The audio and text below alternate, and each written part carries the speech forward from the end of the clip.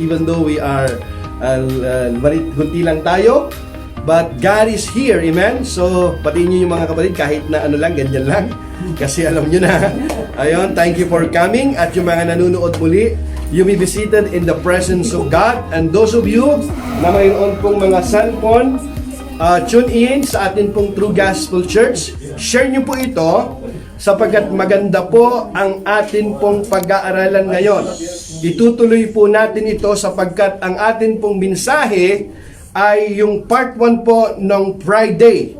At kung hindi nyo po nasundan, pwede nyo pong puntahan po yan sa atin pong YouTube channel. At maganda po ito, kadugtong po ito ng atin pong series, yung atin pong pinag-aaralan patungkol po sa obedient. You may be seated in the presence of God, mga kapatid. Amen? Sabihin mo sa iyong katabi, ready ka na ba? Ready ka na ba? Amen. Sabihin nyo dyan, pwede nyo i-type sa inyo pong mga cellphone po ninyo, yung visited, makakaupo na po kayo mga kapatid para kayo nyo umupo. Amen? Yeah. At pwede nyo pong i-type dyan, sabihin nyo, ready na. Sabi mo sa iyong katabi, I'm ready. Ready na ako. Kamo. Amen? Yan. Ang atin pong title ng atin pong mensahe, part 2, ang totoong pagsunod sa kalooban ng Diyos.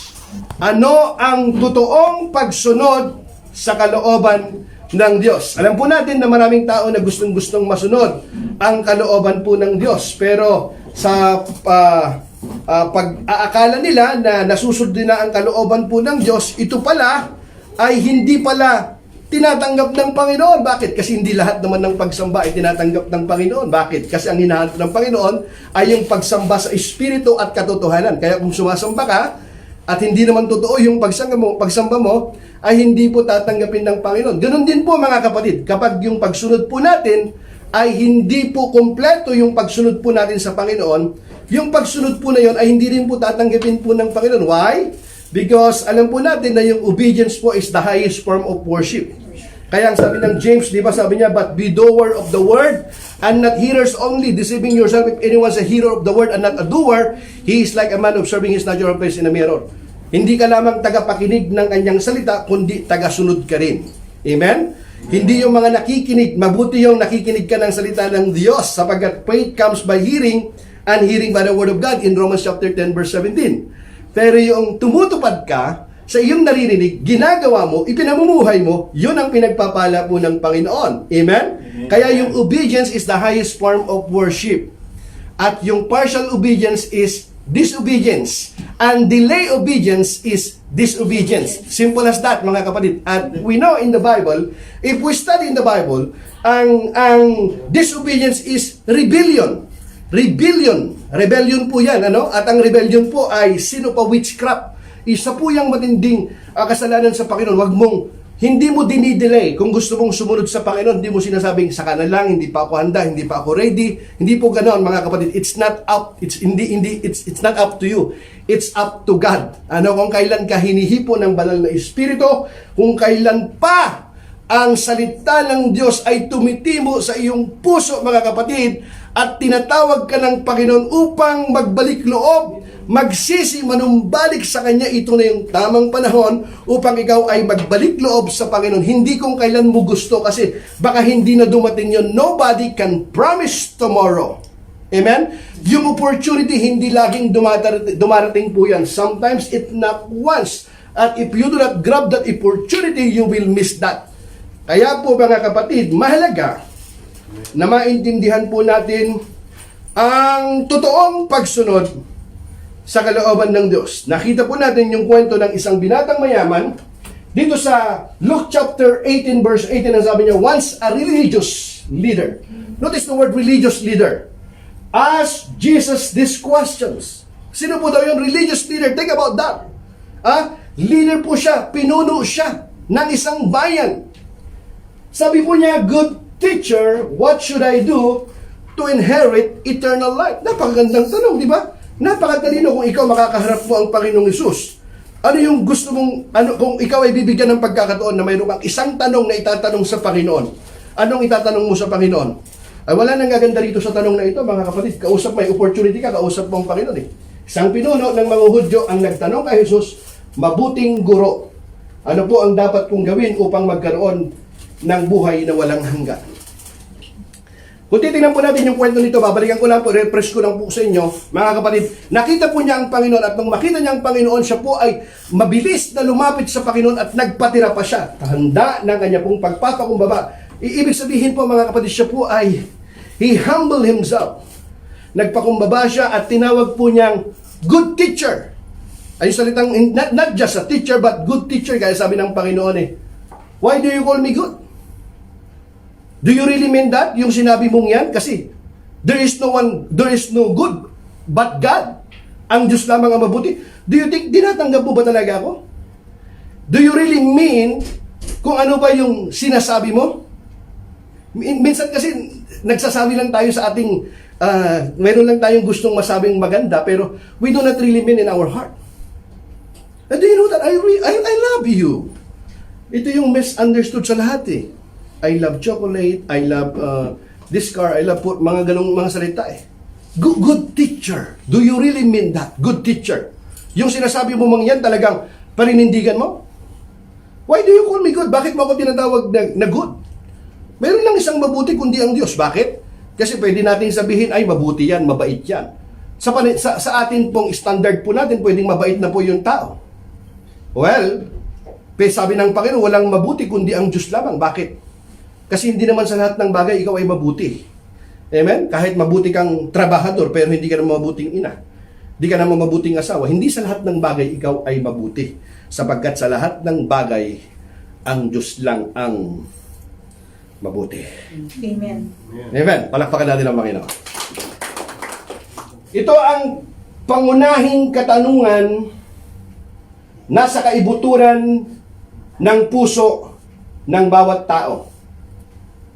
Ang talagang tanong niya, paano ako maliligtas? Hallelujah! Napagandang tanong, kausap ng Panginoon. Paano ako magkamit ng buhay na walang hanggan? Paano ba talaga ako maliligtas? Sabi ng Panginoon, alam mo yung mga kautusan? Bata pa lang ako, Panginoon. Sinunod ko na ang lahat ng iyan. Mula sa pagkabata, sinunod ko na ang lahat ng iyan. Wow! Wala ka nang hahanapin pa rito, mga kapatid. Nasa kanya na ang lahat ng maaring hangarin ng isang tao. Gayunman, naghahanap pa rin siya ng buhay na walang hanggan sa langit. Meron siyang spiritual life.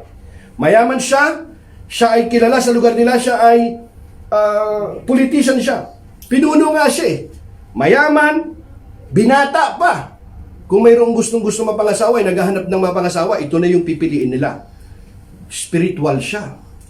Mayaman siya, pinuno pa, wala nang hahanapin pa. Lumapit pa sa Panginoon, nagpakumbaba. Good teacher. Sabi ng lahat ng mga tao, yan na yun. Pasadong-pasado po yan sa standard po ng tao. Pero, alam niyo mga kapatid, bago ka palang lumapit sa Panginoon, alam na ng Panginoon yung tunay na laman ng puso mo So, sabi ng Panginoon, sige, ibenta mo yung iyong mga ari-arian. Pagkatapos, bumalik ka at sumunod ka sa akin. Wow! That's an opportunity to be one of the disciples of the Lord Jesus Christ. You could be good teacher. Ngayon, magkaroon tayo ng test. Benta mo ang mga ari-arian mo, bigay mo sa mga mahihirap, sa mga kapuspalad. Pagkatapos, come and follow me. The Bible says, nag-iba ang mukha nung binatang mayaman. Nalungkot siya sapagkat siya'y napakayaman. Kita niyo ba mga kapatid? At ang sabi ng Panginoon, nagtaka ang marami. Mas madali pa na ang kamelyo, yung camel yung malaking hayop, marami dito yung sa Middle East, dito sa atin sa Kuwait, di ba? Na mas madali pa raw yung kamelyo na pumasok sa butas ng karayom kaysa mayaman na pumasok sa kaharian ng langit. Nagtaka yung mga disipulo, sino mo niligtas kung ganon? At kayo, hindi magagawa ito ng tao, natural. Ang Diyos lang magagawa. Amen? Pero kung titingnan po natin, yung pinaliwanag ko po yan sa ating pong part 1, kanong ibig sabihin po ng Bible? Hindi niya sinabing imposible, ang sinabi niya, mahirap. Pag tinanong ko sa inyo rito, sino ang gustong yumaman? Lahat kayo, magtataas kayo ng kamay. Number 1 requirements, kung gusto mong yumaman, number 1, mahirap makapasok sa kaharian ng langit. Ha? Hindi naman ako nagsabi niyan. Ang Panginoong Hesus. It's written in the Bible. Hello? That is the first requirement. I'm not saying impossible. But it's hard to enter the kingdom of God if you're rich. Why? Sapagkat kung mayaman ka, minsan, pag ikaw ay mayaman ka, halos hindi mo na maalala na lumapit sa Panginoon kasi meron kang lahat eh. Hindi katulad ng mahirap na ang inaasahan niya lang ay ang Diyos lang. Katulad ng paliwanag kong nung nakaraan na kapag ang mahirap ay nagkasakit, halimbawa siya, yung kanyang anak, wala siyang ibang lalapitan kundi mananalangin lamang siya, Panginoon, may sakit po yung aking anak, di ko po alam ang aking gagawin, wala po akong pagpapagamot. Pero yung mayaman, hahanapin niya kung saan pinakamagandang hospital, pinakamagaling na doktor. Pero hindi ko po sinasabi na masama ang yumaman. Sabi ng iba, kasalanan ko ba ang mayaman? Natural, hindi. Yung mayaman nga ang tao pagka siya ay hardworking. There's nothing wrong. Everybody says, there's nothing wrong to be rich. There's nothing wrong to be rich. Yan. See, narinig niyo si Pastor Steve. I'm preaching about that. I'm not against about this, but let us be biblical, mga kapatid. Amen? Now, tanong. Ano ang dapat kong gawin? Ito yung tanong niya eh. Panginoon, ano ang dapat kong gawin para magkamit ng buhay na walang hanggan? Ano ang dapat kong gawin? Sabi ng maraming mga mangangaral, maraming mga reliyon, ito yung dapat mong gawin. Sumama ka sa amin. Pumasok ka sa aming iglesia, sa aming church. Kapag ginawa mo itong mga alituntunin na ito, maliligtas ka.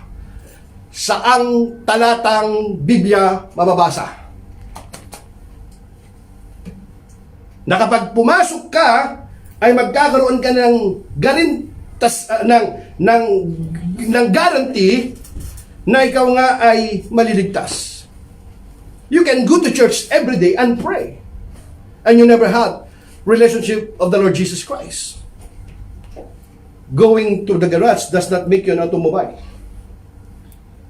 Going to a church does not make you a Christian. Because to be a Christian means you have a personal relationship with Christ. Have you encountered Christ in your life?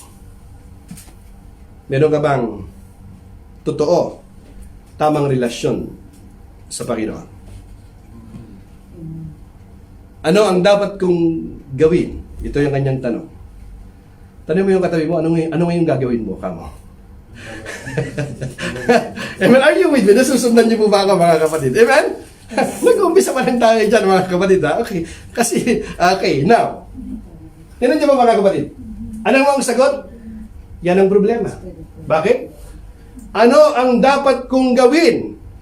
Yan ang problema. Alam niyo kung bakit? Pakinggan po niyo ako. Kahit anong gawin mo, wala kang magagawa upang makamit mo ang buhay na walang hanggan sa sarili mong kakayahan. Sabi ng iba, hindi, nagsisimba ako eh. Sumusunod ako sa Panginoon. Nagdadasal ako. Hindi ako nag-agrabyado ng aking kapwa. Sumusunod ako sa aking mga magulang. Ginagawa ko ang aking obligasyon. Hindi ba ginawa ng binatang mayaman yan? Ginawa niya, di ba? Pero noong sinabi sa kanya ng Panginoon, come, follow me, nalungkot siya. Yan ang problema, mga kapatid eh.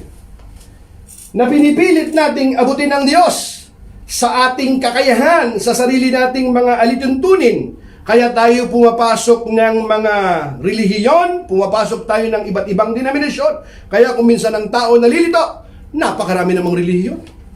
Sa lahat ng relihiyon sa buong mundo, alin ang totoo? Sabi ng iba, kami yung totoo. Yan ang problema eh. Minsan nalilito yung tao. Alin ba? Hindi, basta pare-pareho lang yan. Basta naniniwala ka sa Diyos, hindi ka gumagawa ng masama. Pag namatay ka, sa langit ang punta mo.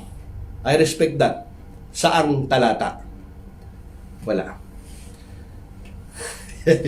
Kita niyo mga kapatid, ito po yung opinion po ng napakaraming tao.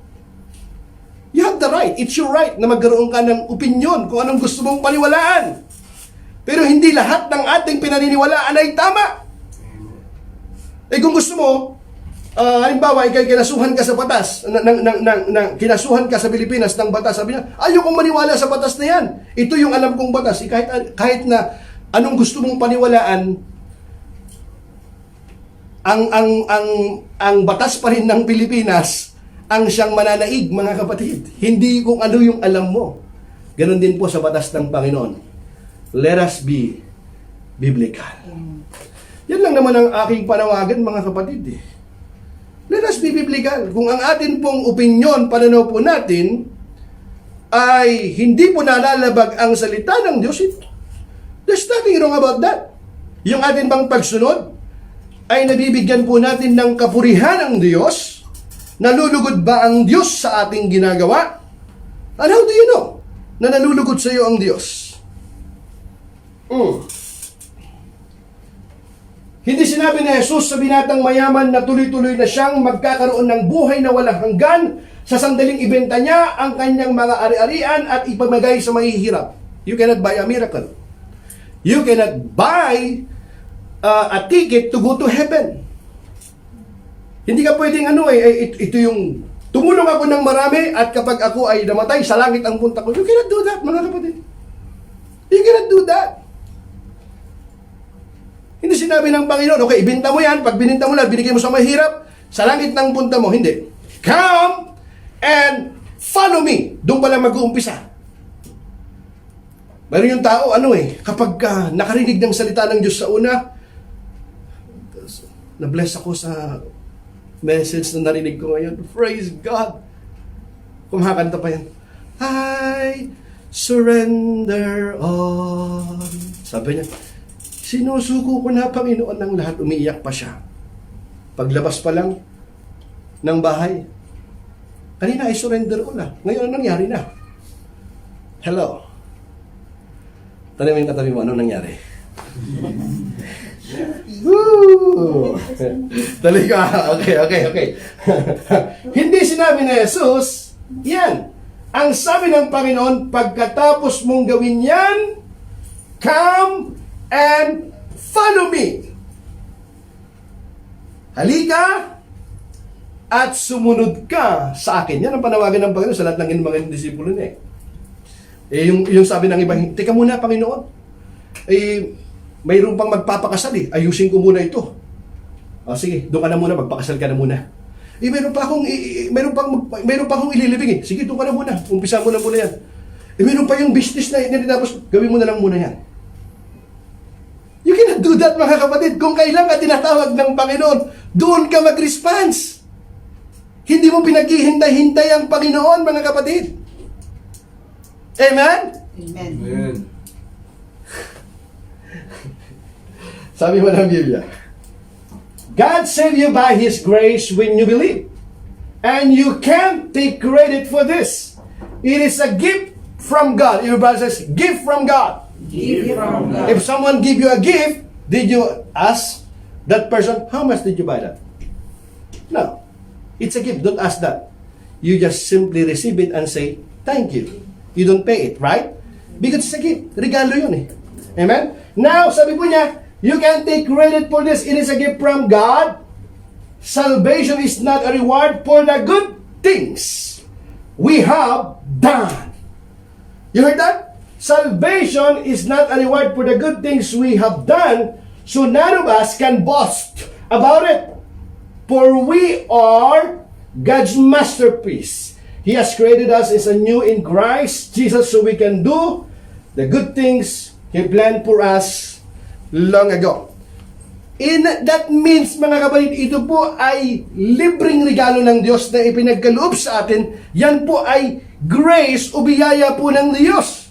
Grace means unmerited favor. Grace means you are not supposed to receive it, but you receive it anyway. Biyaya yan. Hindi ka karapat-dapat na tumanggap, subalit ipinagkaloob sa iyo ng Panginoon. Kahit yung pananampalataya mo, kahit yung kabutihan na iyong ginagawa, yan ay ang biyaya ng Diyos. Kung wala ang biyaya ng Diyos, hindi ka makakapanampalataya. You hear me? Amen. Amen? Amen. Now, yan ang problema eh. Anong dapat kong gawin? Good teacher, anong dapat kong gawin? Wala kang magagawa. Biyaya ng Panginoon yan. You need grace ng Panginoon. Sige, totoo ba yung sinasabi mo? Good teacher? Talagang ginagawa mo na yan? Okay, come and follow me. Lalungkot eh. Amen? Now,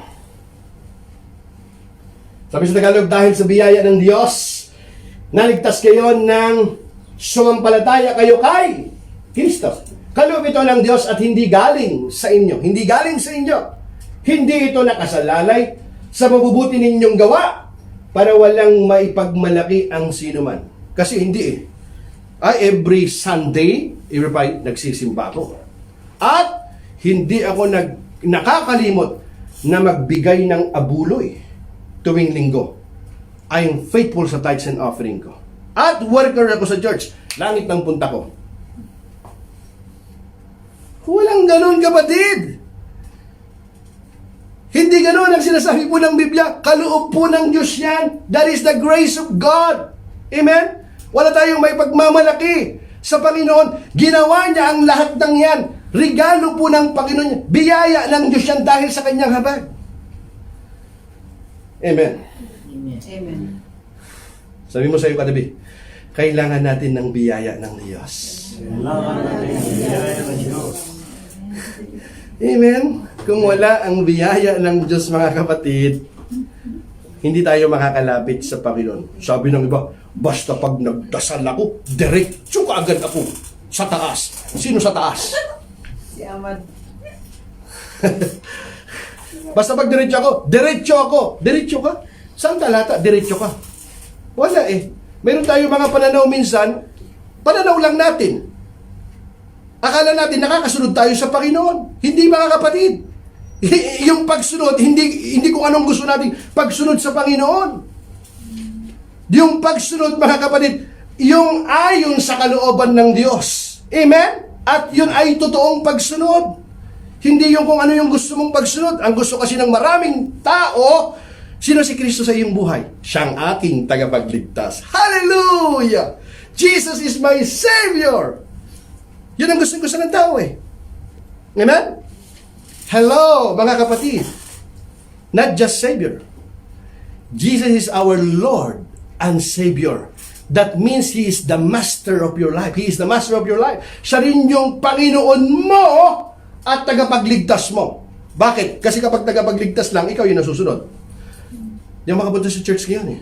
Meron akong gagawin, busy ako. Saka na lang. Meron pa akong trabaho.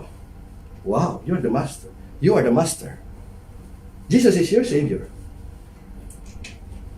Hello.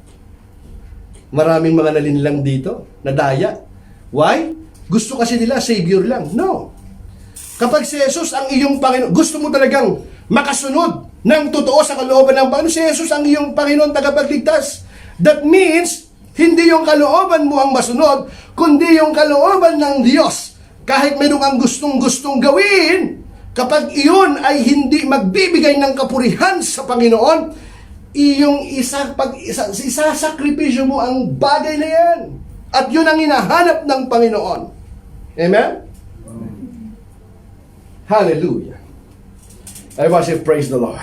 Praise the Lord. Ayan. Amen. Kaya kung gusto mo talagang makasunod ng totoo sa kalooban ng Panginoon, kahit mayroon kang gustong gawin na totoo, na gustong-gusto mong gawin, pero kung alam mo na yung ginagawa mo na yon ay hindi magbibigay ng kaluguran sa Panginoon, makukompromise ang iyong pagsamba sa Panginoon, isuko mo yon. Unahin mo muna yung Panginoon. Bakit? He give you life. Amen? Amen. Gusto mo yata, ikaw yung nakaupo sa trono eh. I am the king. Ako yung master. Ikaw yung nakaupo sa trono. Si Kristo yung nasa labas. Amen? Ganito yung gusto ng maraming tao eh. Bakit siya nagsisimba? Gusto niya ng eternal life.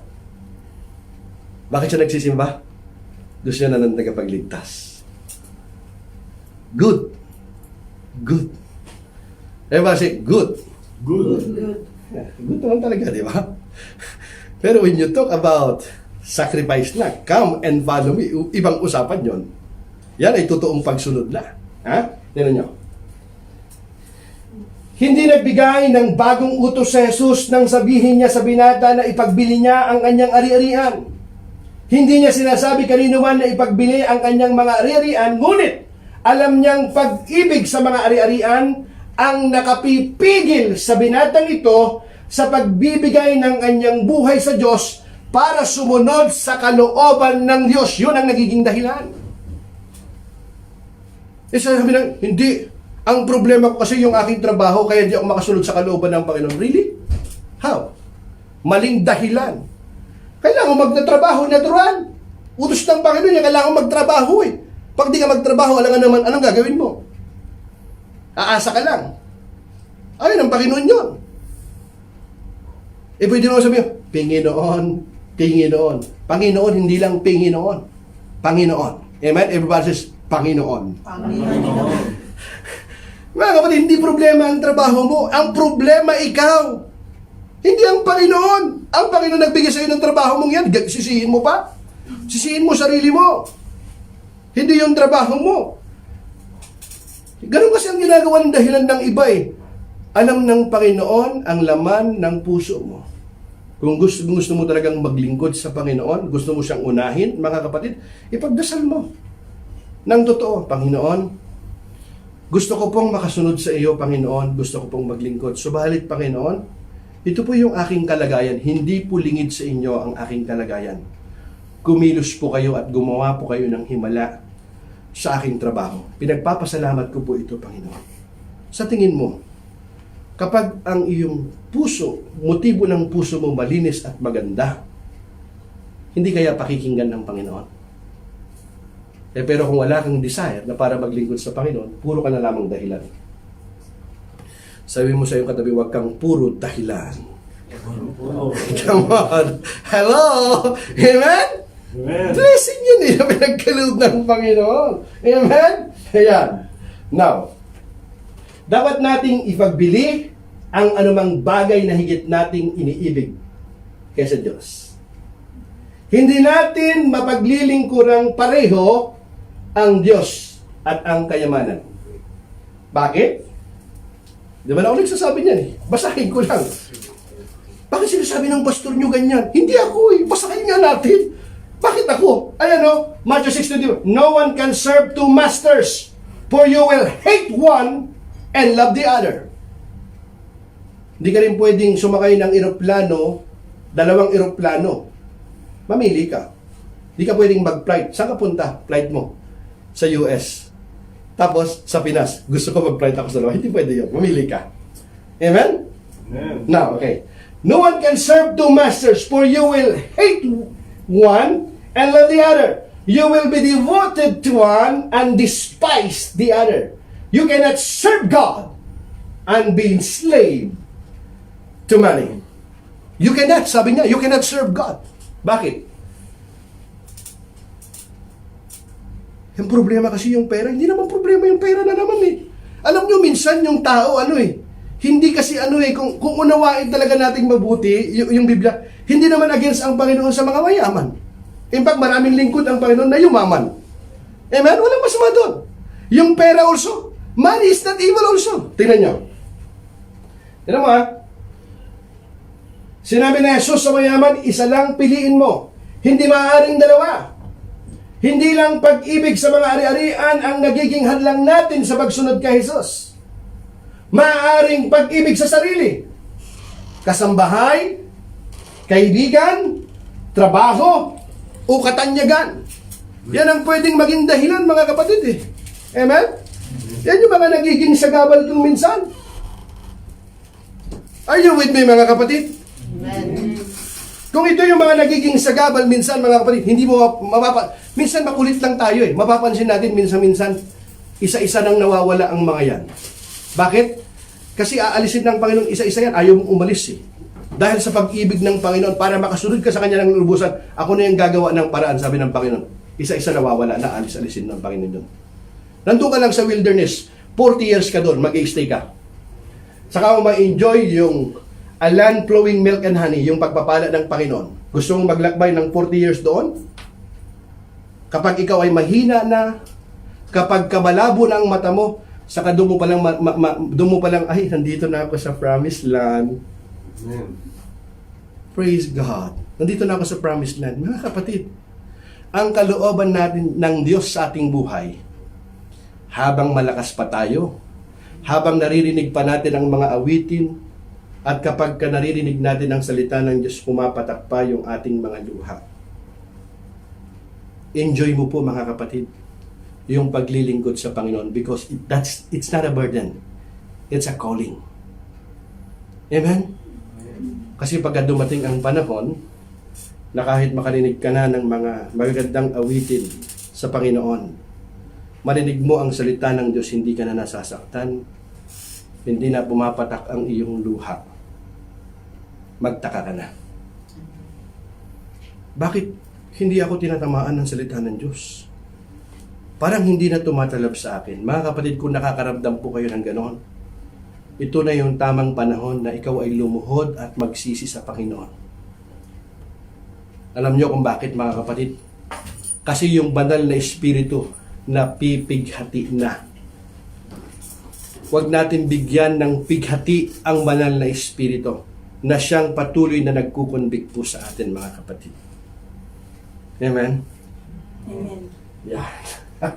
Hindi lamang ang mayayaman sa salapi ang tinutukoy niya. Kita nyo?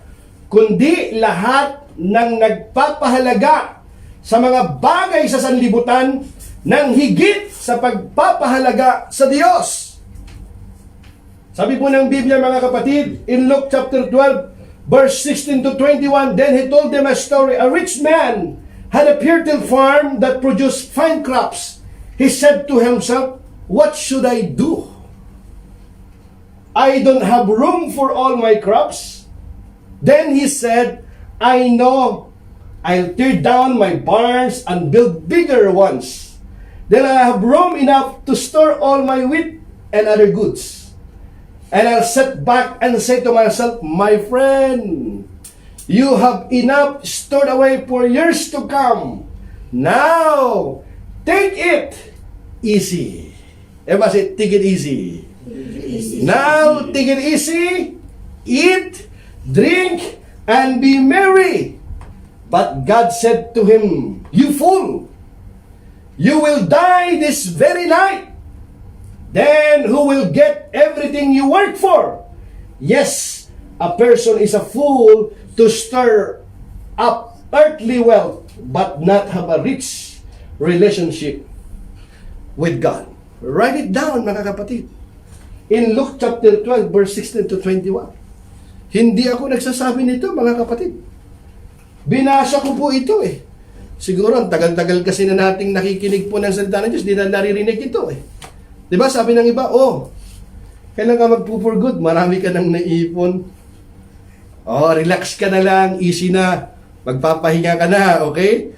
Kumain ka, uminom ka. Ayan na lang ang gusto gawin na magpahinga naman ako. Relax lang tayo. Sabi mo sa iyong katabi, walang masamang magpahinga. Kailangan mo din yan. Come on. Hindi mo, ako mga kapatid. Amen. Kaya minsan yung tao na-stress lang mga kapatid. Kaya ang dami-dami niyang stress sa buhay. Kulang lang sa pahinga. Amen? Kulang lang sa tulog. Sabi mo yung katabi mo, kulang ka ba sa tulog ka mo? Come on, sabi mo yung katabi mo, kulang ka ba sa tulog ka mo? Sabihin mo lang sa katabi, huwag ka lang tulog ng tulog ka mo. Amen? Aha. Okay. Basahin natin mga kapatid. Pakinggan ninyo ito mabuti mga kapatid. At ikwinento niya ang talinhaga na ito. May isang mayamang may bukirin na umani ng sagana. Sinabi niya sa kanyang sarili, ano kaya ang gagawin ko? Ayun. Makatanggap siya ng indemnity niya. Ano kaya ang gagawin ko? Laki ng sweldo niya. Bonus to. Ano kaya ang gagawin ko? Sabi ng friend niya, Mag-put up tayo ng business. Ito yung gawin natin. Ito yung mag-invest tayo. Dami mo na naisip, di ba? Ito. Matalino rin ito eh. Wala na akong mapaglalagyan ng ani ko. Dami. Ha? Alam ko na. Sabi niya, exclamation, alam ko na. Gigibain ko ang mga bodega ko. I-renovate niya eh. At magpapagawa ako ng mas malaki. At doon ko ilalagay ang ani at mga ari-arian ko. Ganda ng plano. I-ano natin. I-renovate natin. Mas malaki ng konti. Okay? Good. At dahil marami na akong naipon, para sa maraming taon, magpapahinga na lang ako. Ito yung mga offer na mga nag-i-invest eh. Di ba? Yung pinaghirapan mo. Gusto mo na-enjoy mo, pa-travel ka, papakita nila. Kasama yung family mo. Pag-invest ka na rito sa amin. Ha? Are you with me, mga kapatid? Amen? Pakinggan niyo pa ako. Basahin ko ha. Huwag po kayo magagalit. Babasahin ko lang ito. Amen. Babasahin ko po, mga kapatid. Okay? Tuloy ko ha. At dahil marami na akong naipon para sa maraming taon, magpapahinga na lang ako, kakain, iinom, at magpapakaligaya. Ayaw mo ba na kumain kayo sa magandang restaurant? Ayaw mo ba na pa-travel kayo kung saan lang, kasama ang pamilya mo? Sana pinagpaguran mo? Kaya, mag-invest ka na rito sa amin. Ikaw naman, di ka basta-basta nag-inom ka, invest ka. Ilang porsyento ang ano niyan? 20% ka agad. Ngayon, nahabu-habulin mo yung kaibigan mo ngayon, away-away ko yung ngayon. Bakit? Naluko-luko ka na. Nagkaluko-luko na. May kilala ka ngayon eh. Naluko dahil nag-invest eh. Baka nga, isa pa tayo. Hello? Hello? Amen. Kaya po mga kapatid, ano to eh? Bakit masama bang mag-invest? Hindi ko sinasabi mga kapatid. Am I saying? Wala ko sinasabi gano'n. Binabasa ko po. Pwede ko pong ituloy basahin? Kita mo ha? Na. At dahil marami na akong naipon para sa maraming taon, magpapahinga na lang ako, kakain, iinom, at magpapakaligaya. Ngunit sinabi sa kanya ng Diyos. Sino daw? Sinabi sa kanya ng Diyos. Hindi si Pastor Steve ha? Kaya wag kayo magalit sa akin mga kapatid. Sabi ng iba, parang galit yata si Pastor Steve. Hindi, binabasa ko eh. Ayaw kasing, ngunit sinabi sa kanya ng Diyos, hangal! Sinabi ba niya? Oo nga, no? Nakalagay talaga doon. Exclamation pa. Paano ko babasahin? Hangal. Hangal. Fall. Hindi naman pwedeng gano'n eh. Hangal! Sabi nga nun eh. Yan o, exclamation po. Hangal ngayong gabi ay babawiin ko sa iyo ang buhay mo. Hiram sa Diyos. Hiram lang kasi sa Diyos ang buhay. Mga kapatid, di ba? Kaya ang sabi ng Panginoon, di ba? Ngunit sinabi sa kanya ng Diyos, hangal, ngayong gabi ay babawiin ko sa iyo ang buhay mo. Ito ngayon yung tanong. Ikaw ngayon ang tanungin ng Panginoon. Ikaw ngayon tatanungin ng Panginoon. Kanino ngayon mapupunta ang lahat ng naipon mo para sa iyong sarili? Ang tanong. Sa mga anak ko, good. Whatever you have is not belongs to you. Belongs to somebody. Sasakyan mo ngayon, belong to somebody. Yung bahay mo, lupa mo, hektarya, somebody. Kapag ka nga ikaw ay mamatay ka, sisiguraduhin nila, malayo ka dun sa lupa mo para di ka na makabalik. Hindi rin dun sa bahay mo na ipinagawa mong mansyon. Hindi. Siguraduhin nila. Maganda naman pagkakalagay sa'yo. Tapos nalagay sa'yo doon pag sisarado na. Rest in peace.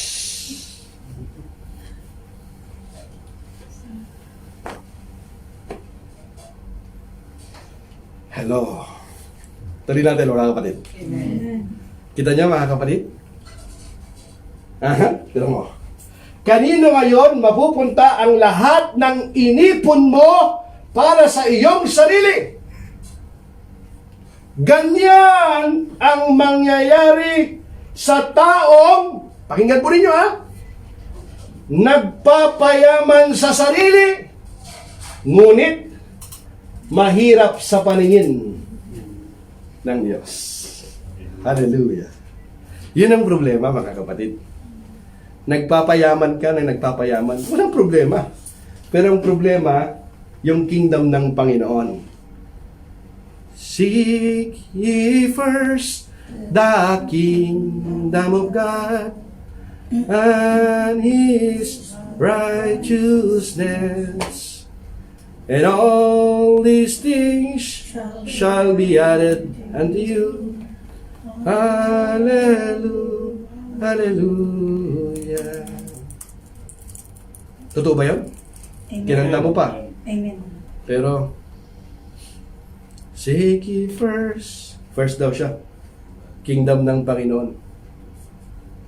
Di mo na ako makasama sa inyo, sa kanan lang. Pasensya na talaga. Busy talaga kasi. Sorry ha. Mga kapatid, kung titingnan po natin yung ating sarili, gaano na ba tayo kalapit talaga sa Panginoon? Yun totoo lang. Ikaw lang at ang Panginoon. Siguro kung sa 1 to 10, anong score mo? Sabi ng iba, number 9 ako. Number 9 ako. Sabi ng iba, ako? 8. Sabi naman ng iba, siguro, number 5 lang ako. Kalakalahati. Yung iba, siguro number 2 lang ako. Meron akong good news sa inyo. It's not too late. Amen? Amen. Hindi pa huli ang lahat, mga kapatid. Alam mo kung bakit? Kasi kung nanonood ka ngayon, narito ka ngayon, hindi ito aksidente or koinsidente. Ito yung tamang panahon, tinatawag ka ng Panginoon. He is calling you for such a time as this. Amen? Sabi mo sa iyong katabi, tinatawag ka na yata ng Panginoon. Amen! Hallelujah! Sabi mo sa'yo, tinatawag na yata talaga ako ng Panginoon. Di ba, mayroon yung iba, takas ng takas eh. Tumakas na nga sa Pilipinas eh. Kung saan pumupunta eh. Pero lagi siyang sinusundan. Pumunta na nga ako rito, pupunta ako. Bakit parang laging mayroong nag-iimbita sa akin? Marami pa yan na ginagamit ang instrumento ng Panginoon. Pinapalampas mo ng pinapalampas. Baka pagdating po ng panahon, nakaratay na tayo, sasabihin mo, katulad yung kaibigan ko sabi niya sa akin, alam mo, paggaling ko, sasama ako sa inyo.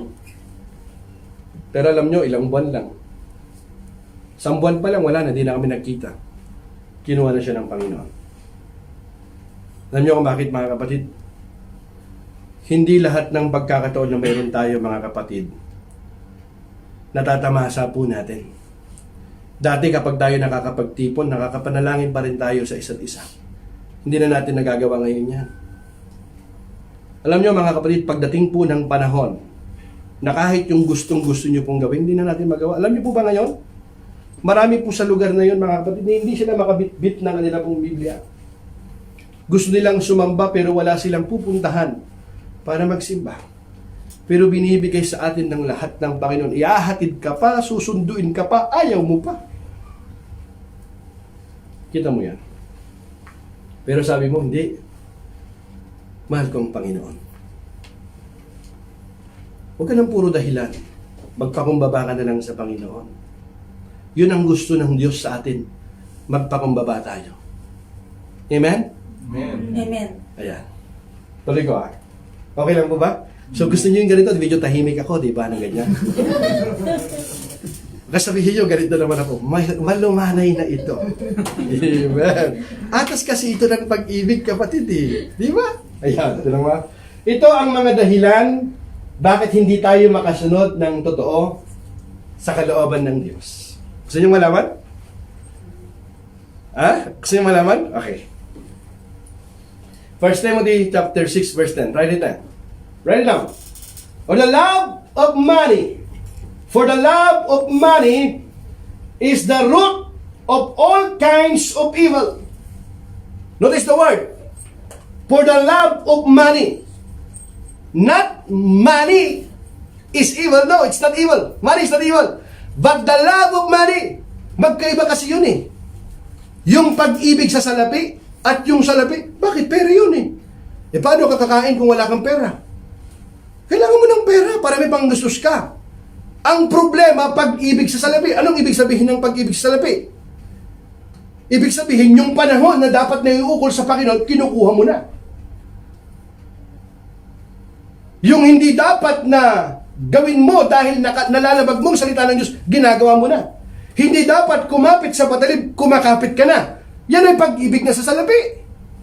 Yan ang masama. Kaya kahit anong gawin mo, hindi ka makakasunod sa kalooban ng Panginoon kung ikaw ay maibigin sa salapi. Sabi ng Biblia, for the love of money is the root of all kinds of evil, and some people craving money.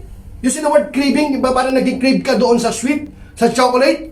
Pag nakakita ka ng chocolate, gustong-gusto mo na nag-crave ka, gusto mo ng sweet. Ganun po yun mga kapatid eh. Craving money. Have wandered from the true faith and purged themselves with many sorrows. Everybody, with many sorrows. With many sorrows. Yun. Gusto mo ng pag-ibig sa salapi? Mayroon namang reward yun. Alam mo kung reward yun? Many sorrows. Ganun yung nangyayari.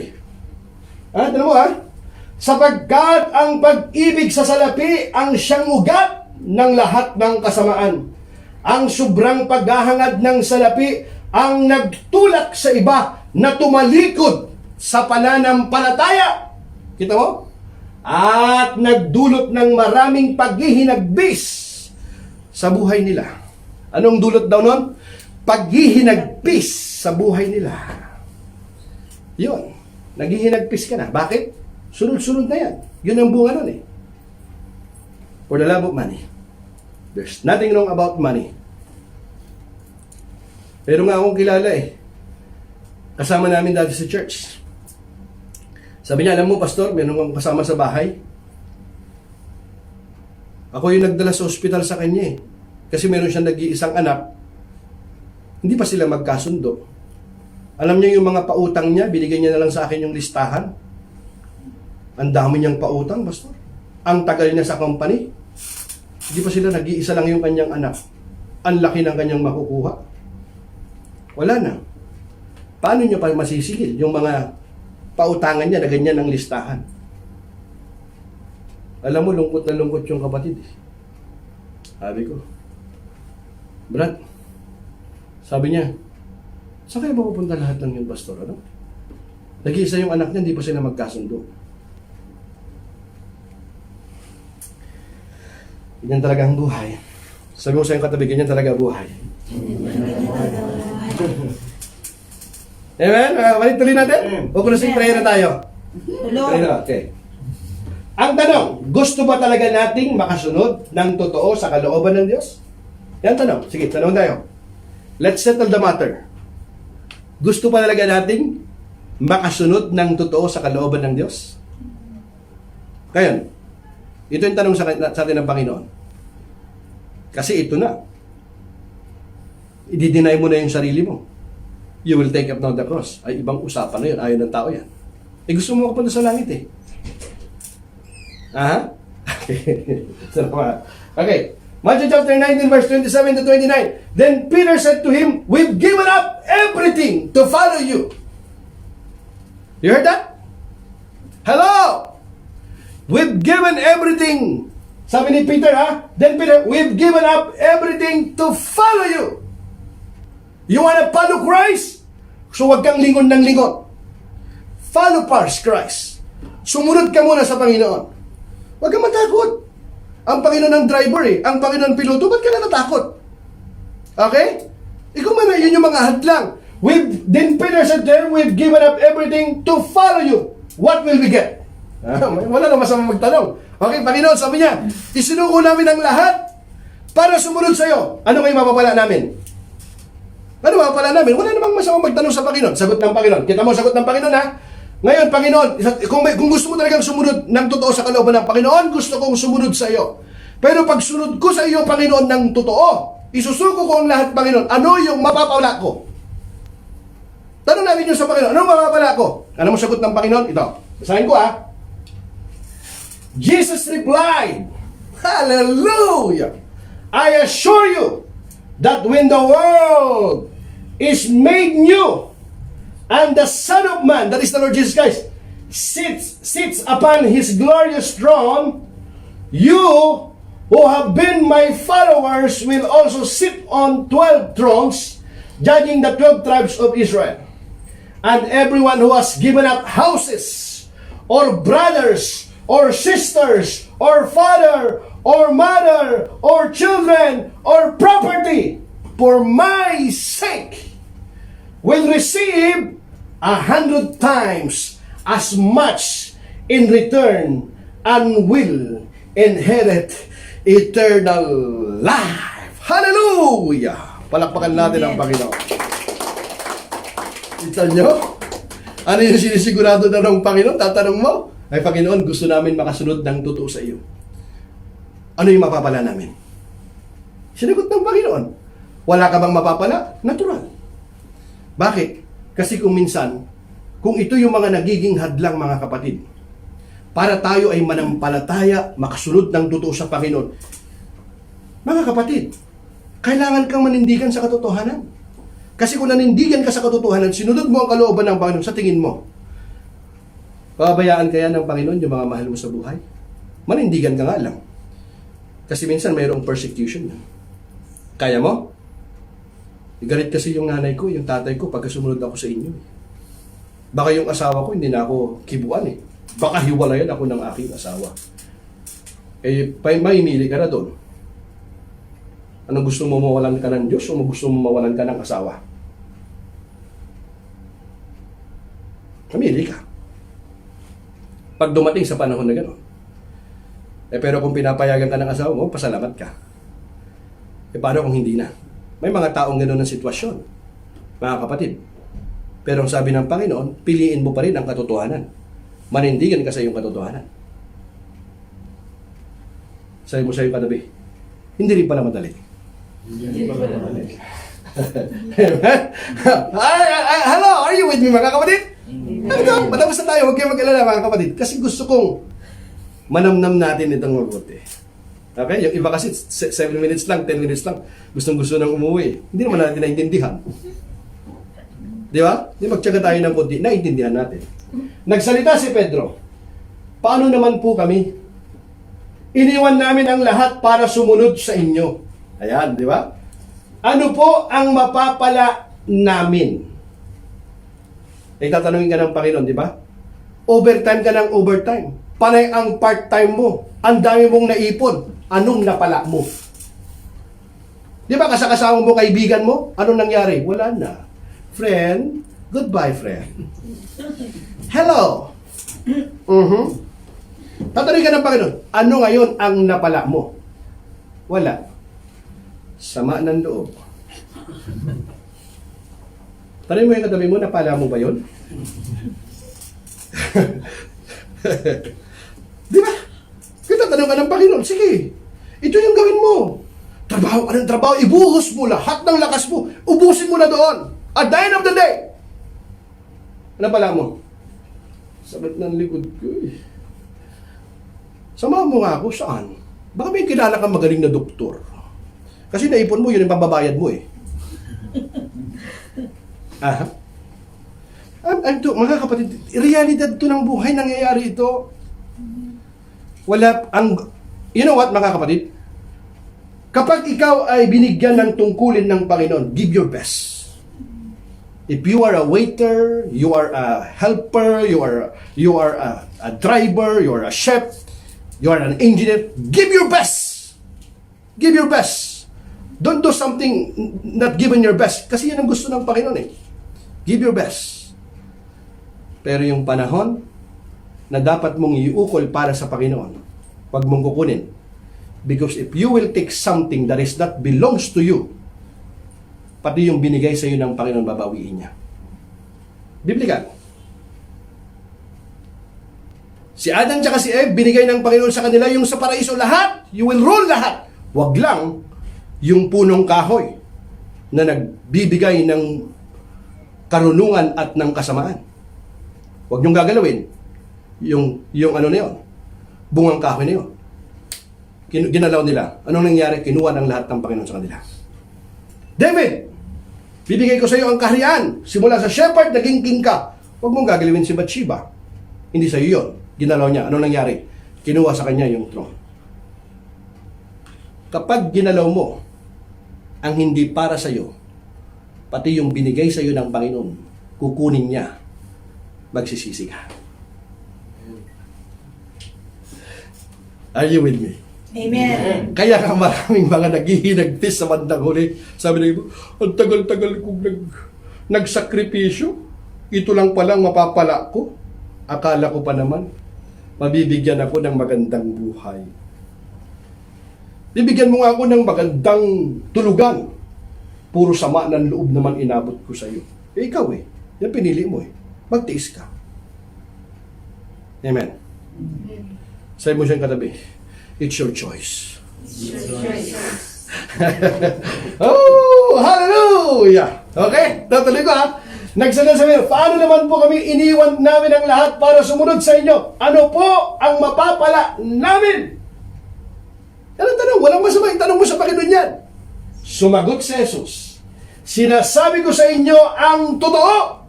Sino daw yun? Ang Panginoon. Talaga totoo yung sinasabi niya. Darating ang araw na babaguhin ng Diyos ang mundo.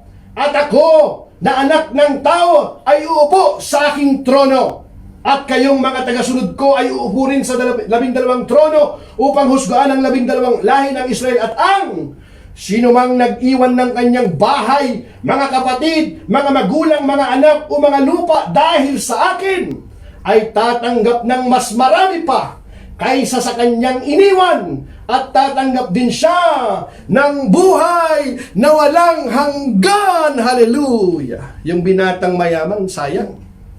Kapag sumunod sana sa Panginoon, pinagpala pa siya na lalo ng Panginoon. Lalo pa siyang pinayaman ng Panginoon. Kaya lang, hindi niya pinili ang mabuti. Would you stand up please, mga kapatid? Hallelujah! Amen. Nandiyan ba mga kapatid? Ayaw kong matapos ang mensahe na itong part 1 and part 2 na ito without giving you an opportunity to make Jesus the Lord of your life. Mga kapatid, maaring napadaan po kayo dito sa live recording na ito. Maaring ikaw ay medyo naiinip ka na, pero parang tagal naman yata. Pero alam mo na, kinakausap ka ng Panginoon. Alam niyo mga kapatid, huwag mo sanang isipin na, the last verse na, huwag mo sanang isipin na gusto ko lamang makapanakit ng damdamin ng sinuman. Hindi ko po hangarin makapanakit ng damdamin ng sinuman, mga kapatid. Adas po ito ng pag-ibig. Kaya ako po binabasa ang kanya pong salita. Kasi ayaw ko pong madaya po ang maraming tao. Dahil marami pong mga tao yung buong akala po nila nakasunod sila ng totoo sa kalooban ng Diyos. Yun pala, hindi po nila alam na deceive na po sila, nadaya na sila. Tanungin mo lamang ang iyong sarili, kapatid. Yung talaga bang ginagawa mo ngayon? Pakinggan niyo po ako. Nagbibigay ng kaluguran sa Diyos. Does glorify God sa iyong ginagawa? Every head bow when I close, mga kapatid. Gusto ko kayong ipanalangin. Isipin mo ngayon ito, mga kapatid. Kung titingnan mo ngayon ang iyong sarili, gaano ka na ba kalapit sa Panginoon o kalayo sa Panginoon? Yung ginagawa mo ba ngayon? Saan mo inuukol ang iyong oras, ang iyong panahon? Masasabi mo ba ngayon na nalulugod sa iyo ang Panginoon? Nagbibigay ba ng kapurihan yan sa Panginoon? At kung hindi, kapatid, ito yung tamang panahon na idalangin mo sa Panginoon. Panginoon, tulungan mo ako na gusto kong makasunod sa iyo. Sinusuko ko na ang lahat sa iyo, Panginoon. Di ko alam kung anong aking gagawin. Maybe this time, you're watching me. Your heart is not right with God. You are not living right. Pero today, gusto mo makasunod sa kalooban ng Panginoon? It's not too late. Sabi po ng salita ng Diyos, at ito ang patutuon ng Diyos, binigyan niya tayo ng buhay na walang hanggan, at ang buhay na ito ay nasa kanyang anak. Ang sino mang nasa kanya, ang anak ng Diyos ay may buhay na walang hanggan. Ang sino mang sumasampalataya sa kanya. Ang sino mang nasa kanya, ang anak ng Diyos ay may buhay na walang hanggan. Mga kapatid, kung sa tingin mo itong oras na ito yung tamang panahon na isuko mo na ang buhay mo sa Panginoon, gusto kong itaas mo ang iyong kamay, huwag kang mahiya. Maaaring ikaw ngayon ay nakaupo ka dyan sa iyong sopa o nasa iyong kwarto ka. Naka-headset ka o nakahiga ka. Gusto kong umupo ka sa oras na ito. Gusto kitang ipanalangin. Kasi alam mo sa iyong sarili na kinakausap ka ng Panginoon. Tinatawag ka ng Panginoon. O maaari naman, dating mainit ka sa Panginoon. But you lost that first love. And the Lord is calling you for such a time as this. This is the right time to surrender your life to Christ. O maaari namang napapagod ka na. Marami ka ng alalahanin, marami ka ng problema, hindi mo alam kung anong yung gagawin. Napapagod ka na. It seems na parang gusto mo ng sumuko. Don't give up, mga kapatid. Surrender your life to Christ. At kung alam mo na ikaw kinakausap ka ng Panginoon, ang banal na Espiritu ngayon ay kumikilos, mga kapatid. Do not miss this opportunity. Ang Espiritu ng Diyos yan ang kumakausap sa iyo. Na nagsasabi, anak, narito lamang ako, hindi pa huli ang lahat. Ako ay namatay para sa iyo, iniligtas kita, mahal kita. Ang tanong lang sa iyo ng Panginoon, anak, tinatanggap kita. Ako ba tinatanggap mo bilang iyong Panginoon tagapagligtas? Anak, gusto mo ba talagang makasunod sa aking kalooban kung alam mo na gusto mo sa oras na ito? O maaaring ikaw nahihirapan, hindi mo alam kung paano mo umpisahan, pero alam mo sa iyong puso na tinatawag ka ng Panginoon, gusto kitang ipanalangin. Kasi ito yung tamang panahon na tinatawag ka ng Panginoon. At anuman ang iyong buhay, anuman ang iyong nakaraan, mga kapatid, kung isusuko mo ngayon ang iyong buhay, babaguhin ng Diyos ang iyong buhay. Gagamitin niya ang iyong buhay. At ikaw ang gagamitin niya para sa iyong mga kaibigan, para sa iyong mga mahal sa buhay. Sabihin mo ito na nagmumula sa puso. Sarili mong dalangin, sabihin mo ito sa Panginoon, na habang ikaw ay nakayuko, nakapikit ang iyong mga mata. Gusto kong isipin mo sa oras na ito, habang nakataas ang iyong kamay, tanda ng pagsuko sa Panginoon. Isipin mo ito sa oras na ito, na katabi mo lamang ang Panginoon. Sabihin mo ito sa Kanya, sabihin mo, dakilang Diyos, Ama naming nasa langit, humihingi ako ng tawad. Pinagsisisihan ko ang lahat ng aking kasalanan. Sa oras na ito, Panginoon, pinaniniwalaan ko ang iyong ginawa sa akin sa krus ng Kalbaryo. Ikaw ay namatay at muling nabuhay. Panginoong Yesus, binubuksan ko ang aking puso. Pumasok ka, maghari ka sa aking buhay bilang aking Panginoon at tagapagligtas. Marami pong salamat sa iyong pagpapatawad, sa iyong pagliligtas. Sa oras na ito, Banal na Espiritu, puspusin mo ako. Sa oras na ito, puspusin mo ako. Tulungan mo ako, Panginoon, makasunod ng totoo, sang-ayon sa iyong kalooban. Sa sarili kong kakayahan, Panginoon, hindi ko ito magagawa. Pero kung ako'y tutulungan mo, magagawa ko ito. Marami pong salamat sa iyong pagpapatawad, sa iyong pagliligtas. Sa oras na ito, isinusuko ko na ang aking katawan, ang aking kaluluwa, ang aking espiritu. Panginoong Hesus, isinusuko ko na ang aking buhay sa inyo. Itong aking dalangin, nagmumula sa puso, sa pangalan ni Jesus. Amen and amen. Hallelujah. Kapatid, kapag po yan ay pinag-pray mo, na nagmumula sa puso, kahit gaano kaiksi, kahina ang panalangin na yan, narinig ng Panginoon ang dalangin mo yan. Natutuwa ako sapagkat yan ang pinakamagandang desisyon na ginawa mo sa iyong buhay nang kilalanin mo, tanggapin mo sa Jesus bilang iyong Panginoon tagapagligtas. Ipamalita mo yan sa iyong mga kaibigan. Sabihin mo na tinanggap mo sa Jesus bilang iyong Panginoon tagapagligtas. Ipamalita mo sa iyong mga mahal sa buhay. Amen. At make sure, mga kapatid, kapag ka maluwag na pwedeng mag-church, go to church. At kapag yan ay ginawa mo, mga kapatid, your life will never be the same again. Would you raise your hand to receive the blessings of the Lord?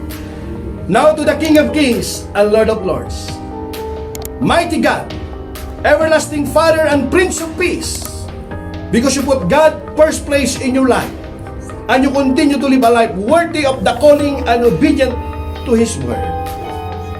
In the name of Jesus, I declare right now, receive your healing, receive your breakthrough, receive your deliverance, receive your restoration, right now in the name of Jesus. Now I bless you, in the name of the Father, of the Son, of the Holy Spirit. Amen and amen. Hallelujah. Salamat po, mga kapatid. We love you and we're praying for you. Share niyo po ito para kung pinagpala tayo ng Panginoon, maging daluyan din po tayo ng pagpapala.